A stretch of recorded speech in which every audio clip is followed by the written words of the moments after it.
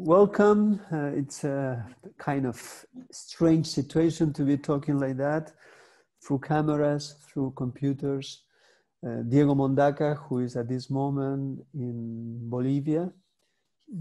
Myself, I am in Argentina. You are in Germany, I guess. So very welcome to the Vitrina section and to this Q&A that we have. The situation imposed us to be in this particular setup and to be talking through internet and to be as much nearest we can be from all of you. Well, first of all, my dear Diego, thank you so much for having, you have trust on us as a film festival to embrace your film. It's a truly privilege. It's not so frequently to have a Bolivian film. It's a cinema which is difficult to find films. And when I got to know that you were working on a film firstly, and then when you when the film was its world premiere was in Rotterdam in January, February this year. I knew almost from the beginning that I was about to have this film in Film Hamburg. What I didn't know at that moment at all is that that we were about to be doing this in this particular way. I always dreamt that we were in Abaton Cinema or some other places in Hamburg city. Talking in front of a real audience. In fact, the real audience is behind somewhere. So let's try to be with them in that kind of possibility that we have. At least it's something instead of nothing. So maybe the first thing that I like to ask you, it's connected with what was going on because not everybody knows, even myself. I have some ideas and have some small knowledge about the history of Bolivia, and what was going on in 1934 in Bolivia. Why you have chosen to call the film CHACO, and the third question added to that is, why, as a filmmaker from nowadays, in 2019, when you have been doing this film at 18, why you have chosen to go back to the Bolivian history and not to keep your cinema in the present days? Well, thank you, Roy. It is, yeah, as you said before, it's quite a strange situation to be in the this digital contact and no personal contact, but I hope in the future we'll back to the streets and we'll back to talk each other in front to front. So for me, it's I'm so happy. I'm very happy, and I'm very honored to be selected for the Hamburg, and through your suggestions, because I really appreciate your work and your ideas about the cinema. So about your question, it's in 1930s in Bolivia, we were in the middle of the war against the Paraguay, our neighbor, the Paraguay, and we were fighting for the Gran Chaco. The Gran Chaco is one region in the middle of our countries, between Argentina, Paraguay, Brazil, and Bolivia. It's a huge region. So at that time, my government decided to go to the war against the Paraguay, looking for some possibility to find an access to the sea. It's also another excuse for the war was the oil, was the gas in the middle. Another excuse was the water, but nobody knows until now the real facts for the war. I decided to put all the film in that time because I considered that we still have many problems as a society who comes from the past, and we didn't resolve that. So we need to to see, we need to back to the 30s, we need to back to the beginnings for trying to understand each other. And the war, it's also a good place for the situation, the indigenous soldiers under the commander by the German general in the middle of the nowhere. They don't know who is the enemy, and also they don't know who is the Patria Bolivia. So they don't know how to do that. And that confusion, it also happens now, because we don't know who is who in this country. We have a lot of problems also for understand each other, because we are in Bolivia, as you know, we have many cultures in the middle, we have many cultures in this country, and the problem is how to understand each other. In the middle is the language, in the middle is our histories, in the middle is also our problems with the colonialism, and also the problems with the new republic, how they call. So it's, I think the soldiers in the film are completely lost. The Bolivians sometimes, times to times, we are completely lost again and again. And we are walking around abandoned in the middle of some place who we call Bolivia, or some place how we call Chaco. I think it's not, it's quite frequent that the nations, sometimes the citizens and the people in a nation which compounds a nation, they fell lost. And nowadays, it's a common experience everywhere, I think. There is something very interesting in the film, which, of course, when I am a Spanish speaker, I don't speak another language except the one that we are talking at this moment, English. I can understand some French, a little bit of German, but my language, my way of being in the world is through this language. There is some kind of inner tension in the film, which is connected with some other languages which are not Spanish. So can you say something about that particular decision in your film, that you mix languages? I don't know when people in Bolivia are listening to this film, if they understand that those different languages or not, because sometimes like for instance, in India, people from the north or to the south, they cannot speak each other if they are not speaking in English. So I was wondering if it in Bolivia, the different languages means that some people cannot understand through the other, except through the colonial language, which is Spanish. And the film gathers that linguistic experience. So I would like to know a little bit, if you can go further to that and explain a little bit how, and then how do you work through that in the film as a filmmaker?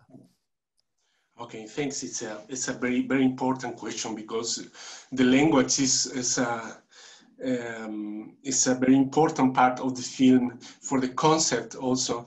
And as you said, the language, in the conflict for the language, the Quechua and Aymara, and also the Spanish are in a war also, because the indigenous speak in Aymara and the other part of the indigenous speak in Quechua, and they don't understand each other. And it's supposed they are Bolivians too. The officer who speak in Spanish is also a Bolivian. So it's a part of our country, for a situation that we cannot understand each other, because we don't know the other cultures. We don't know the language, the ways to establish a communications between us. And there is the problem also, because if I try and speak in Aymara, for example, I will do a lot of mistakes. If they try to speak in Spanish, they will do a lot of mistakes. And that's the mistake and the misunderstanding around all the film and around all the situations. And it's a metaphor of our country too. So that was the reason, because in the extremal situations when you don't understand the special codes, you will lost, and maybe you will lost your life too, in a word, for example. It's also part of the construction of the film and the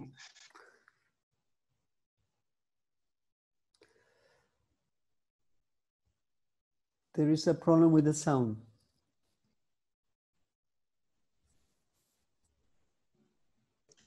There, it's okay. Now, okay. now, yep. It's okay. The people, the soldiers, the indigenous Aymaras and Quechua comes from the Andes. And the Chaco region is in the other part of the country, in the other corner, we'll say. So that's a way, more than 2,000 kilometers. It's also part of the country. It's also part of the war. And it's also part of the trauma, because they come from the high mountains and they go to the level of the sea. So they don't have any reference for the paisage. They don't have any reference for the language too. They don't know how to call things.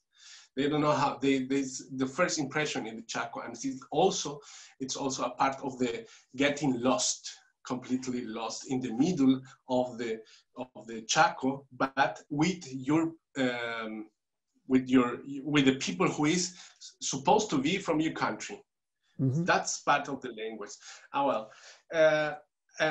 I'm very curious how will be the reaction here in Bolivia, because it's the main important thing for me is the presentation of the film in Bolivia. For that reason, because until now, most of the people doesn't know to speak in Aymara and Quechua, and actually we are losing that languages.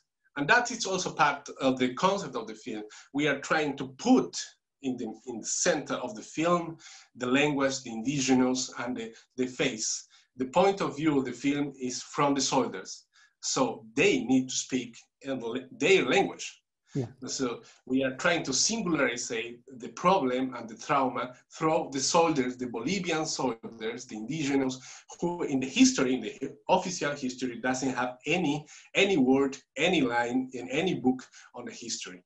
So we are trying to imagine how was the trauma, the war, the trauma of the war in the other bodies, the bodies of the soldiers, the NN, who call always in the reports. And this, through the language, we also get lost as an audience. We also will get lost, but we will be able to understand the situation. The situation is the war, the situation is the situation is also, what can I do here? I'm not prepared for this. I'm just a young Bolivian, a young indigenous, and I don't know who is who here. I don't know who is the enemy. I don't know who is my commander. I don't know, because my officer doesn't speak my language, and I have to do what they say. So that's the problem of the power too. There is something I have to add a particular question, because it's, you know, we are in Germany. And why is the main military, you know, the leader of the expedition, which is not so clear what they are looking for, what they really want to do? That is something that's interesting in the film, that I like if you can say something about that. But why is German? Yeah, that is the part of the history. At that time, in the 30s, my government called this German general, Hans Kunt, to be a commander of our army. This is part of the history.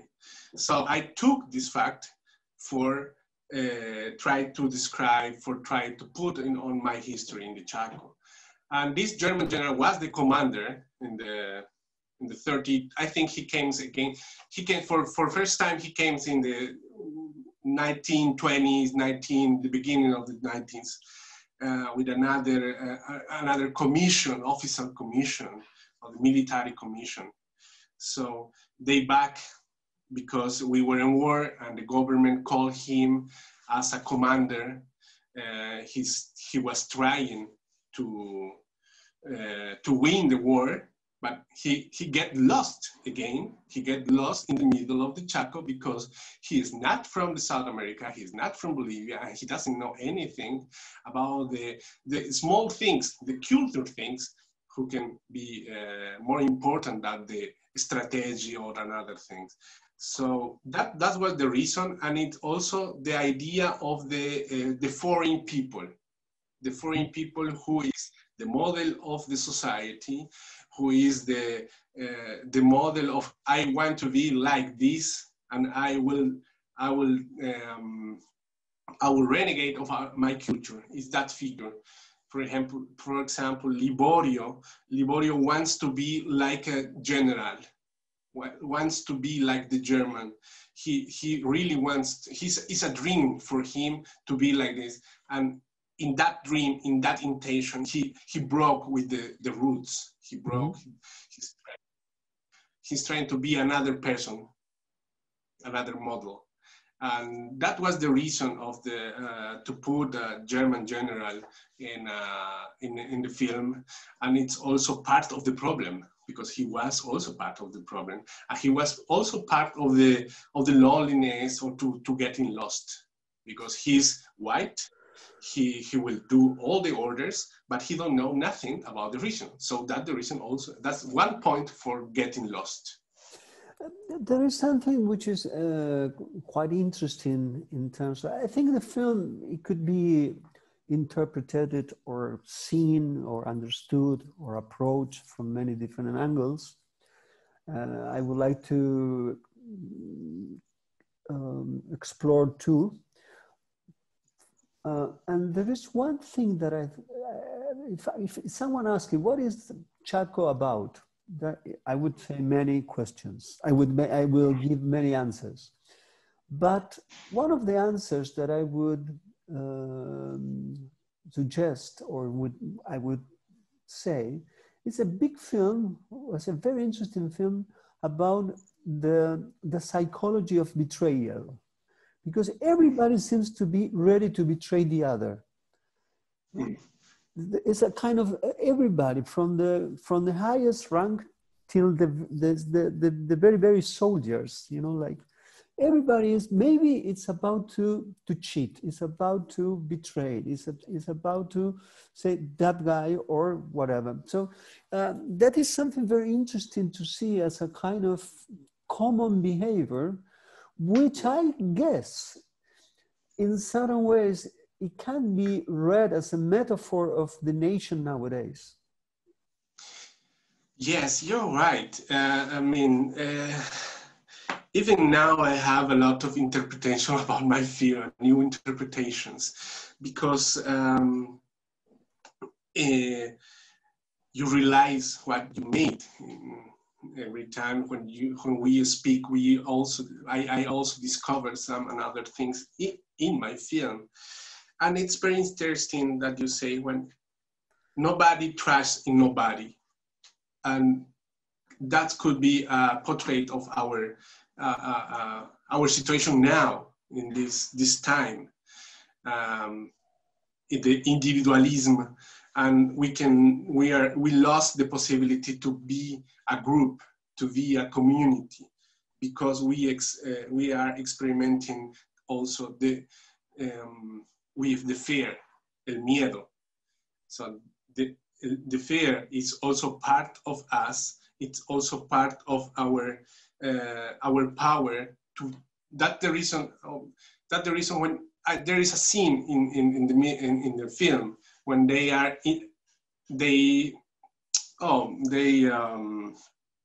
suddenly they were walking in the middle of the Chaco, and so they find another indigenous from another culture, the Cultura Guanayec, and they don't know who is who.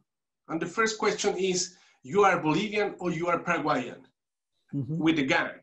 So it's black, it's white, but there's no another possibility. We lost the possibility to understand, analyze the situations in another terms, not black or white, good or bad.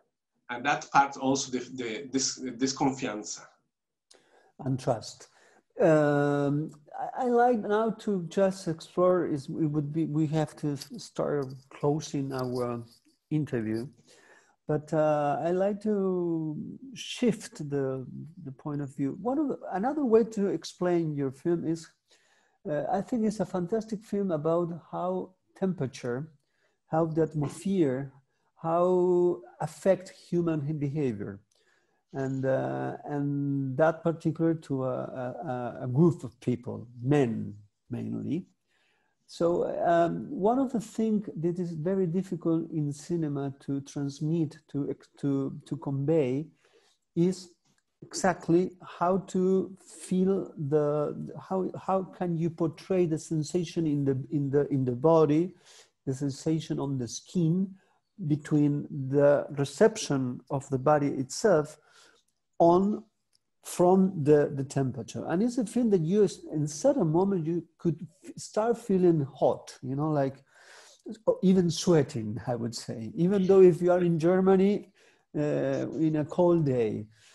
I think this is a kind of achievement in the film. And I like to ask you, how do you thought about that? Because it's not just to put the people in front outside and wait for a hot weather.